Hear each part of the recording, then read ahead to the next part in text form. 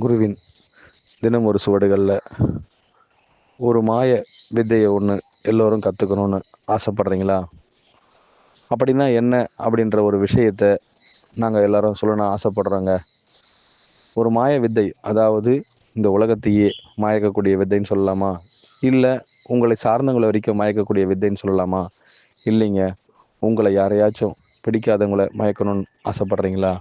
இல்லைங்க, உங்களுக்குள்ள யாரெல்லாம் விரோதம் பாராட்டுறாங்களோ, உங்களுக்கு பிடிக்காதவர்கள், பிடித்தவர்கள், அடம் பிடிக்கின்றவர்கள், ஆராதனை செய்கின்றவர்கள் அனைவரையும் மயக்கக்கூடிய வித்தை கற்றுக்கணும்னு வரீங்களா? அதுவும் இல்லையா? அப்போ எதுங்க உண்மையான மாய வித்தை? யார் ஒருவன் தன்னை நிகர்நிலைப்படுத்தி கொள்ளும் பொழுதெல்லாம் தனக்குள் ஏற்படும் மாயத்தை, தன்னுள் ஏற்படும் மாய மூலத்தை யார் ஒருவன் அறிய முற்படுகின்றானோ அப்பொழுதே அவன் தன்னை அறிய முற்பட்டு விட்டால் போதும். அதைவிட மாய வித்தை வேற எதுவும் தேவையில்லைங்க. தன்னை ஒருவன் மயக்கவும் தன்னை ஒருவன் இயக்கவும் கற்றுக்கொண்டால் போதும்.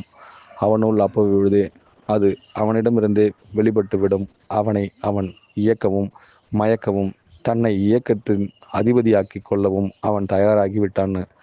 உச்சகட்டத்தில் எல்லோருமே இதை யாரும் செய்வதில்லை.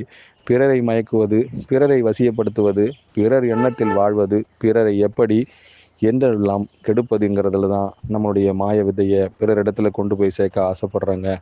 தன்னையே ஒருவன் கொடுத்து விட்டால், தன்னையே ஒருவன் மயக்கம் அடைய வைத்து விட்டால், தன்னையே தனக்குள் முழு ஐக்கியமாக வைத்து விட்டால் அவனே நான் என்றும். உங்களுள் அனைவருக்கும் குருவே சரணம், குருவடி சரணம், திருவடி போற்றுங்க.